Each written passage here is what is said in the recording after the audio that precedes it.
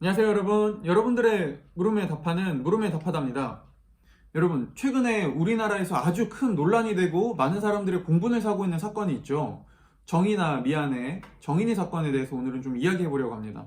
우리가 너무 이제 잘 알듯이 이 사건의 가해자인 두 부모가 심지어 크리스천이죠. 저는 크리스천이라고 말하기도 싫어요. 근데 어쨌든 기독교인이라고 합시다. 본인들이 교회를 다닌다고 하니까요. 그런데 이 기독교인에다가 둘 다 목회자 자녀예요. 그리고 둘 다 미션 스쿨을 나왔어요. 이거 어떻게 받아들여야 되죠? 그리고 남편 같은 경우는 직업도 기독교 방송국에서 일을 하죠. 모 기독교 방송국에서요.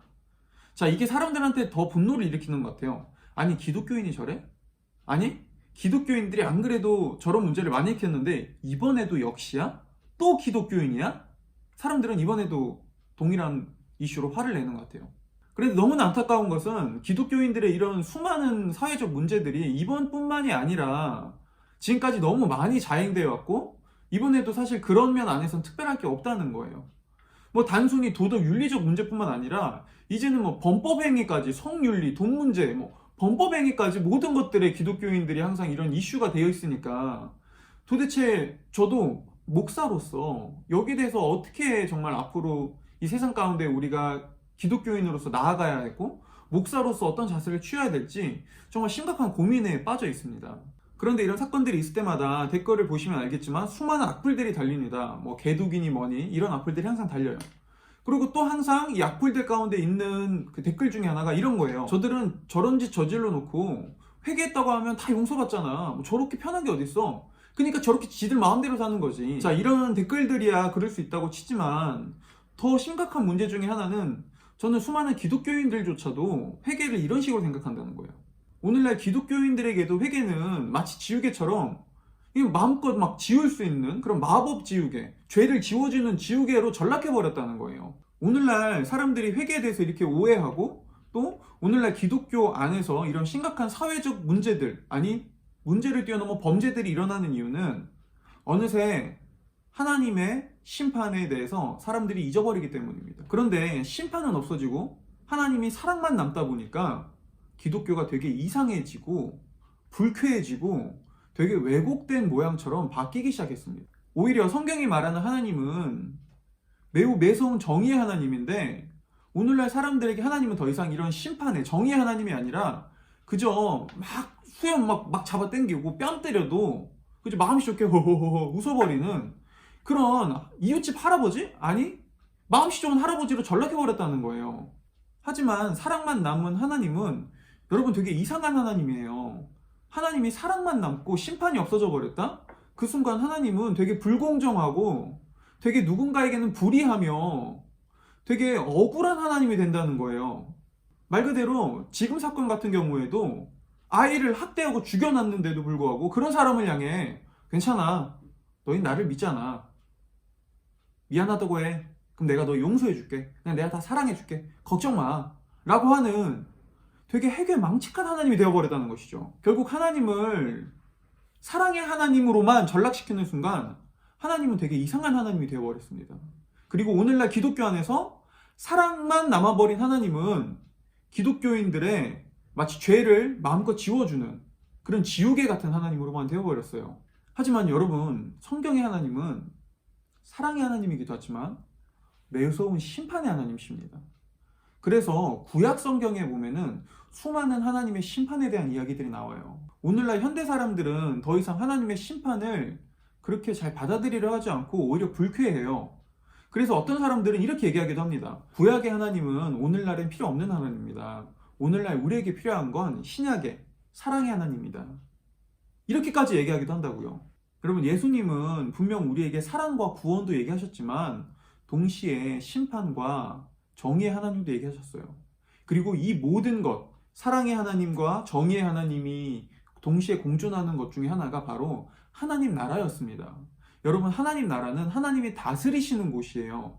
예수님은 이 땅에 오셔서 내가 하나님 나라를 회복하기 위해서 이 땅에 왔다라고 말씀하셨어요. 그럼 무슨 뜻이죠? 예수님을 통해 하나님이 다스리는 세상이 이 땅 가운데 시작됐다는 걸 말하는 거예요. 이 말은 하나님을 믿는 자들이 어떤 자들인지를 잘 보여줍니다. 여러분, 하나님을 믿는 자들은 하나님 믿고 그냥 죄 용서 받고 구원받는 천국 가는 사람들이 아니라 하나님 나라 안에서 하나님 백성으로 하나님의 다스림을 받고 살아가는 사람들이에요. 여러분, 하나님의 다스림은 단순히 도덕 윤리를 뛰어넘죠. 범법행위요? 하나님의 다스림을 받는 사람들이 어떻게 범법행위를 합니까? 어떻게 자기 마음껏 살아요? 그 사람들은 하나님의 뜻 안에서 더욱더 윤리 도덕적인, 아니 그것을 뛰어넘는 하나님의 선하신 뜻을 찾아 행할 뿐 아니라 그것을 적극적으로 이 땅 가운데 실현하는 사람들입니다. 그게 하나님 나라를 살아가는 하나님 백성이에요.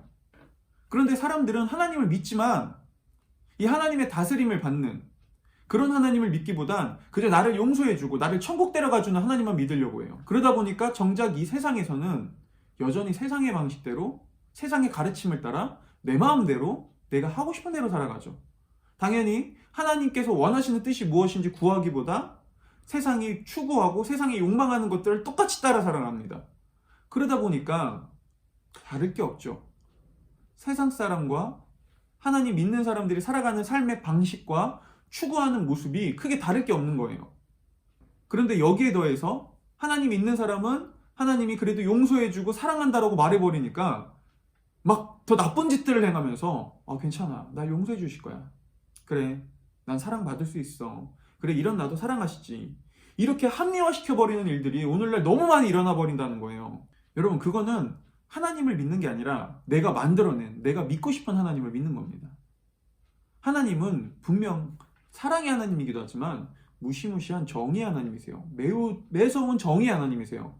이 하나님의 정의를 우리가 과연 피해갈 수 있을까요? 하나님의 심판을 그 누가 피해갈 수 있을까요? 성경이 말하는 회개는 그저 하나님이 다 덮어놓고 우리의 죄를 다 지워주시는 그런 회개를 말하는 게 아닙니다. 물론 하나님은 우리를 용서하세요. 그런데 심판 없이 용서하시지 않습니다. 이게 예수님의 십자가가 존재하는 이유예요. 예수님의 십자가는 하나님이 얼마나 정이면서 동시에 사랑의 하나님인지를 너무나 잘 보여줍니다. 여러분, 하나님을 떠나, 우주의 주인인 하나님을 떠나 자기 마음대로 살아온 인간은 정의의 하나님의 심판 앞에 결코 피할 수 없습니다. 우리 마음껏 살아가는 순간 하나님은 거기에 따른 심판을 행하신다고요. 그런데 하나님은 사랑이기 때문에 우리가 다시 하나님께 돌아와서 하나님의 자녀로 하나님의 뜻대로 살아가길 원하셨어요. 하지만 우리는 하나님을 떠나 우리 마음대로 지금껏 인생을 살아왔기 때문에 여기에 대한 심판을 피할 수 없었습니다. 그래서 하나님이 그 심판을 대신 받으신 거예요. 죄가 없으신 하나님이 우리를 대신해 십자가의 심판을 받으신 사건, 이게 십자가입니다. 그래서 십자가는 하나님의 정의가 무엇인지도 뚜렷이 보여주고요, 하나님의 사랑이 무엇인지도 보여줘요. 아니, 이 하나님의 정의를 믿는다면 십자가 안에서 이 자신이 심판받을 정도로 죄를 용납하지 않으시고 정의를 중요하게 여기는 하나님을 믿는다면 어떻게 사랑의 하나님만 생각하면서 내 마음대로 살아갈 수 있죠? 성경이 말하는 회개는 바로 여기서 나옵니다. 성경이 말하는 회개는 그냥 하나님 나 용서해 주세요 라고 하나님이 용서해 주시는 것이 아니라 지금까지 온 우주의 주인이신 하나님을 무시하고 내가 원하는 내 이익과 내 마음대로 하고 싶은 대로 살아왔던 인간이 이것이 잘못된 것이구나, 이렇게 살아가면 여기엔 심판이 있겠구나 라는 걸 깨닫고 삶의 방향성을 바꾸어 하나님을 주인으로 두고 하나님이 원하는 삶을 살아가기 시작하는 것, 인생을 살아가는 방법이 바뀌는 것, 인생의 주인이 나에서 하나님으로 바뀌는 것, 이게 회개입니다. 여러분, 근데 수많은 기독교인들이 회개를 지우개처럼 생각해요. 아니, 어떻게 하나님의 정의가 지우개 같냐고요. 그럼 예수님이 지우개로 지워버리시면 되지 왜 십자가를 지셨냐고요. 여러분, 우리 마음대로 살아간다는 건 하나님을 완전 무시하는 겁니다. 그건 사랑의 하나님을 믿고 살아가는 게 아니라 하나님을 무시하며 내 발밑에 두고 살아가는 거예요. 저는 오히려 심판의 하나님을 믿기 때문에 더 소망이 있어요. 이런 끔찍한 사건이 있을 때마다 하나님께 찾아가 저는 오히려 당당하게 요청합니다. 하나님, 심판해 주세요. 하나님, 세상은 저들을 온전히 심판할 수 없습니다. 하나님이 매섭게 심판해 주세요. 저들이 하나님을 무시하고 하나님을 믿는다고 겉만 번지르르한 말만 해대면서 하나님을 업신여기고 하나님을 짓밟고 살아왔던 그 삶을 하나님께서 심판하실 것을 믿습니다. 그리고 동시에 제가 혹시나 저도 그렇게 하나님을 무시하고 하나님을 업신여기지 않도록 하나님을 무서워하며 하나님을 두려워하며 경외할 수 있도록 도와주세요 라고 기도합니다. 여러분, 오늘날 한국 기독교에 필요한 건 사랑이 아니라 심판일 수 있습니다. 오늘날 우리는 너무 사랑만 강조해서 하나님의 심판을 잃어버렸어요. 이 균형을 맞추기 위해 오늘날 우리에겐 심판의 하나님, 정의의 하나님이 필요합니다. 이 두 가지의 균형이 있을 때 십자가의 구원이 이루어질 수 있고요. 이 두 가지의 균형이 있을 때 기독교는 지금의 이 구렁텅이에서 벗어나 빛과 소금의 역할을 감당할 수 있습니다. 정의를 행하면서요. 저는 부디 이번 일에 수많은 기독교인들도 같이 분노했으면 좋겠습니다. 그리고 하나님의 심판과 정의를 외쳤으면 좋겠습니다. 그리고 하나님의 심판과 정의를 우리가 다시 한번 기억하며 정말 우리가 기억해야 될 것이 무엇이고 우리가 회복해야 될 것이 무엇인지를 기억하는 그런 기독교의 모습으로 돌아오기를 원합니다. 오늘 물음에 답하다는 여기까지고요. 오늘은 좀 무거운 주제였는데요. 다음에는 좀 좋은 주제로, 좋은 이야기로 여러분들에게 찾아오도록 하겠습니다. 그럼 또 다음에 봐요.